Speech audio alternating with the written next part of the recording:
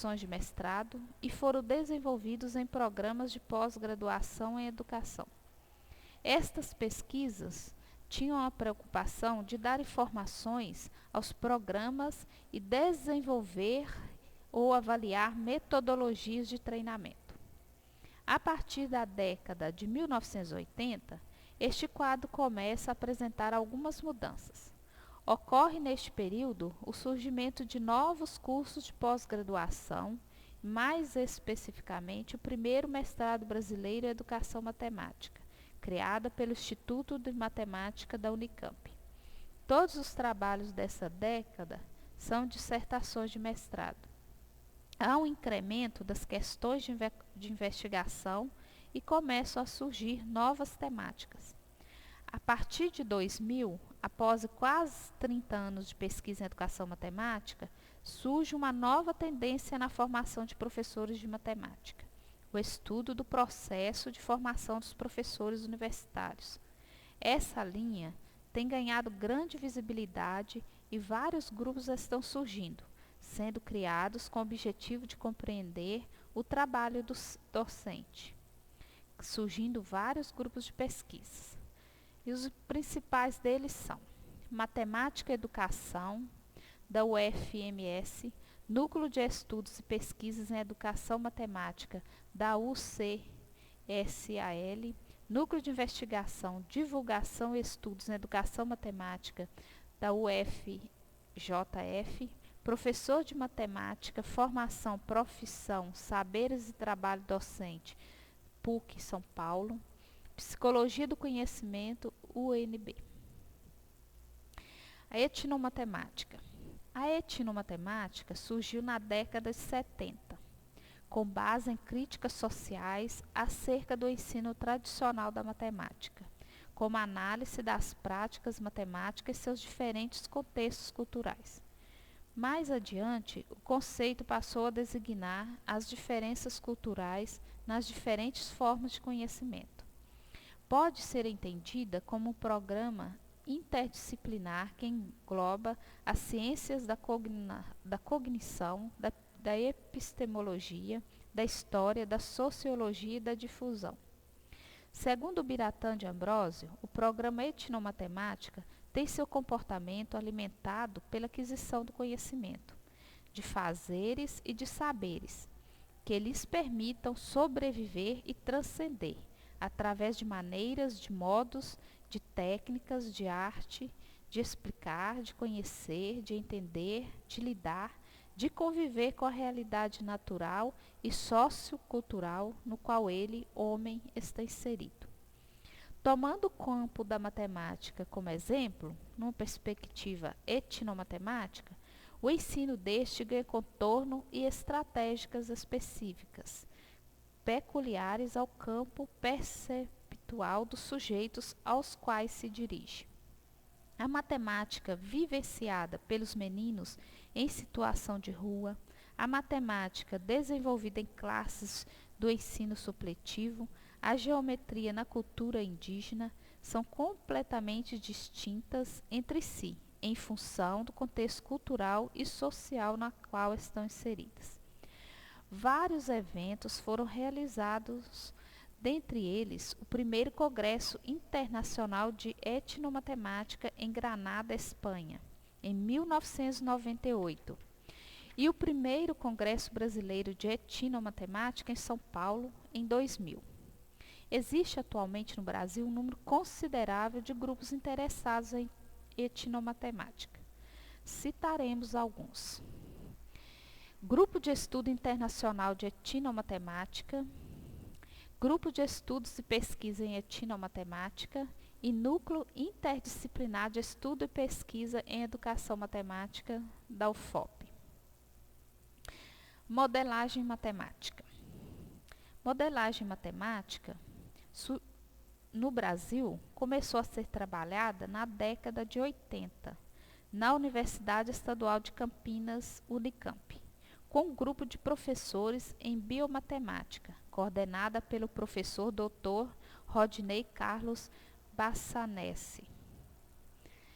Em princípio, os estudos envolviam modelos de crescimento cancerígenos, Também foi realizada uma experiência com a modelagem pelo professor Rodinei, com turma regular de Engenharia de Alimentos na disciplina de Cálculo Diferencial Integral, que possuía programa definido. A experiência foi muito satisfatória. Na educação brasileira, a modelagem matemática teve início com os cursos de especialização para professores em 1983, na Faculdade de Filosofia, Ciências e Letras de Guarapuava, FAFIC, hoje Universidade Estadual do Centro-Oeste, Unicentro. Com o início do programa de mestrado em ensino de matemática pela Unesp, campus de Rio Claro, a modelagem ganhou adeptos, pois a grande preocupação sentida consistia em encontrar formas alternativas para o ensino de matemática que trabalhassem ou que tivessem a preocupação de partir de situações vivenciadas pelo aluno do ensino do primeiro e segundo graus, atualmente ensino fundamental e médio. Os primeiros trabalhos enfocando a modelagem como alternativa para o ensino da matemática começou a ser elaborado sob forma de dissertações e artigos, a partir de 1987. Em 1999, foi realizada a primeira Conferência Nacional. A modelagem matemática tem sido mundialmente explorada. No Brasil, vários grupos trabalham especificamente com modelagem e outros, quando não, possuem uma linha de pesquisa nessa área. Citaremos alguns grupos de pesquisa. Modelagem matemática no ensino fundamental, modelagem matemática no ensino, Fundação Universidade Regional de Blumenau. E Grupo de Pesquisa em Resolução de Problemas e Educação Matemática. Possui uma linha de pesquisa em Educação Matemática, da Universidade Estadual da Paraíba. Educadores brasileiros e suas contribuições. Scipione de Pierre.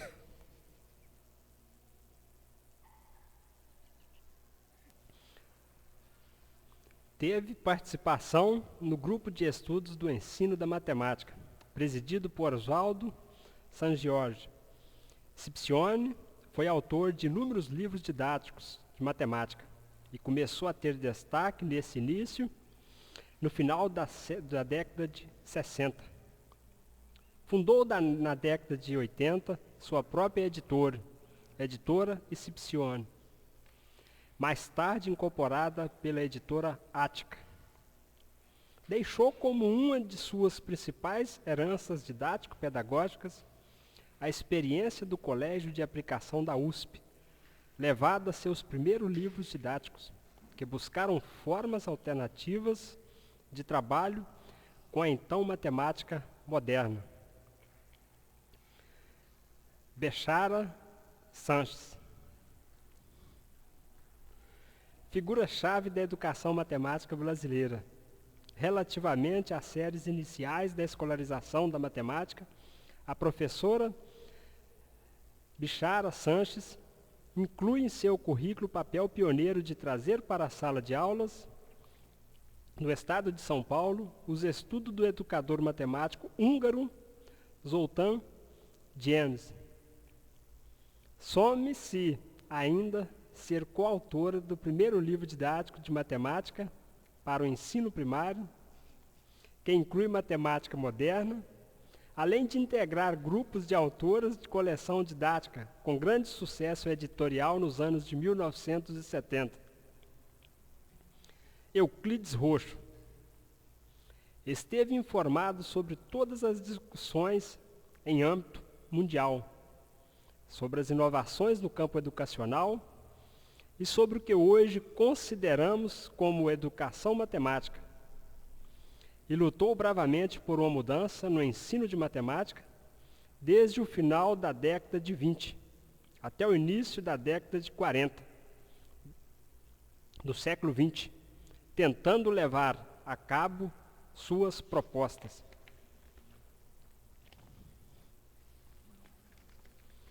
Malba Tan é o pseudônimo de Júlio César de Mello e Souza. Publicou ao longo de sua vida cerca de 120 livros sobre matemática recreativa, didática da matemática, história da matemática e literatura infanto-juvenil, atingindo tiragem de mais de 2 milhões de exemplares. Seu primeiro livro, Contos de Malba-Tan, foi publicado em 1925. Sua obra mais popular, O Homem que Calculava, que foi editado mais de 40 vezes, conta a história de um árabe que, em suas andanças pelo deserto, usa a matemática para resolver problemas característicos da cultura árabe.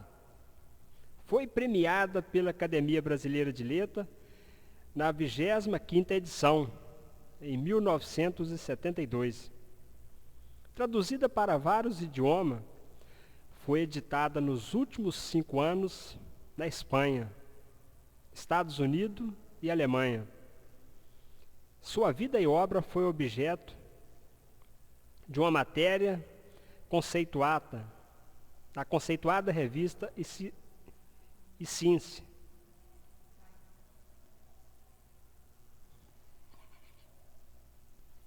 O Biratan de Ambrosio é professor emérito de matemática da Universidade Estadual de Campinas.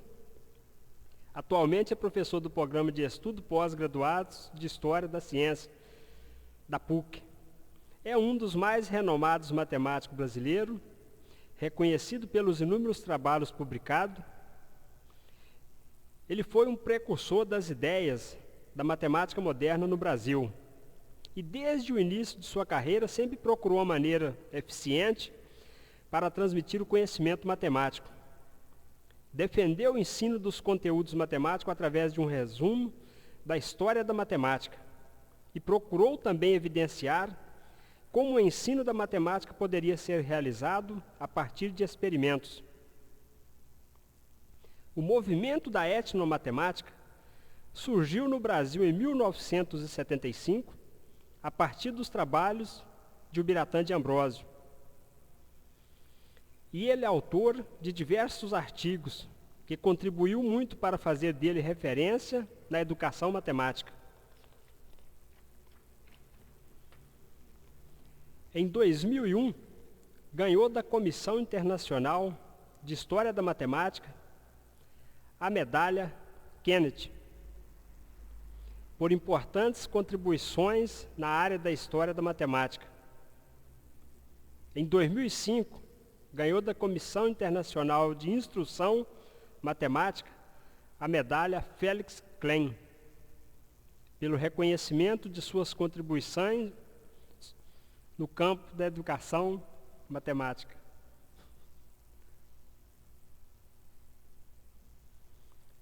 Conclusão.